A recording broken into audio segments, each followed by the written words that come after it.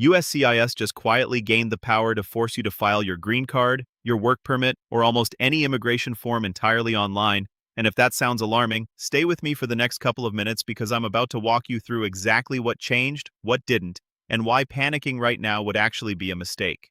On August 11th, 2026, the Department of Homeland Security published what's called an interim final rule, which is a type of regulation that takes effect immediately while the public comment period is still open, and this particular rule gives USCIS the authority to require electronic filing, or e-filing, for certain immigration benefit requests going forward.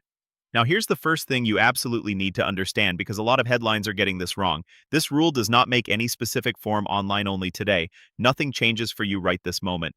What it does is create the legal framework USCIS will use to eventually mandate e-filing form by form over time. So let's talk about how that actually works because the process has real guardrails built into it. First, a form has to have already been available for online filing for at least 180 days before USCIS can even consider making it mandatory. Second, and this is important, USCIS has to publish public notice on its website at least 60 days before that requirement actually kicks in for any specific form.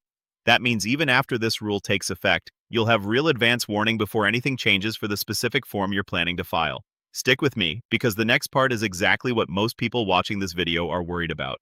What happens if you genuinely can't file online, whether it's because you don't have reliable internet access, you're not comfortable navigating a USCIS online account, or you have a disability that makes digital filing impractical? This is where the rule gets more interesting because DHS built in an entirely new process just for this situation.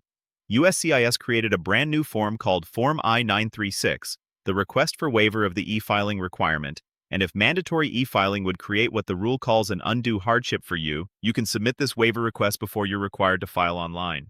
USCIS said it will evaluate these requests case by case, looking at factors like your geographic location, your socioeconomic circumstances, and whether you actually have access to technology or public internet resources nearby. But here's a detail that trips a lot of people up, and I want to be completely honest with you about it. Simply saying you're unfamiliar with the online system, or that you've never had a USCIS online account before, generally will not be enough on its own to qualify you for a waiver. The bar is genuine hardship, not just unfamiliarity or preference. Now, the waiver isn't free either. There's a $25 filing fee attached to Form Y-936, although some humanitarian applicants may qualify for existing fee waiver provisions that already apply elsewhere in the system. And crucially, you have to get that waiver approved before you're allowed to submit a paper filing under the hardship exception. So this isn't something you can request after the fact once you've already tried and failed to file online. So why is USCIS doing this in the first place, and is there actually a benefit to any of this beyond just more bureaucracy? According to DHS's own estimates, this shift toward electronic filing is projected to generate roughly $518 million in annual net savings, both for the government and for applicants themselves, through fewer rejected filings, reduced paperwork errors, and lower overall processing burdens. On the flip side, DHS estimates the new waiver process will cost around $15 million annually to administer, and they're projecting that roughly 249,000 people per year might actually request a hardship waiver once this system is fully rolled out. This move also fits into a broader shift you may have already noticed because USCIS specifically said this initiative will eliminate its reliance on the Treasury Department's physical lockbox services, meaning paper checks and mailed-in fee payments are slowly being phased toward fully electronic fee collection as well. So here's what I actually want you to take away from all of this, and what to do next. Right now, today, keep filing exactly the way you've always filed, whether that's on paper or online, because nothing has changed yet for any specific form. But start paying close attention to USCIS.gov, because the moment they name the first form that's becoming e-filing mandatory, that 60-day countdown clock starts ticking, and you'll want to know immediately whether it affects your pending or upcoming application. If you genuinely believe you'd struggle with online-only filing once it becomes mandatory, start thinking now about how you document that hardship for Form 1936, whether that's proof of limited internet access, a documented disability, or your specific socioeconomic circumstances, because being prepared in advance is always better than scrambling once a deadline appears.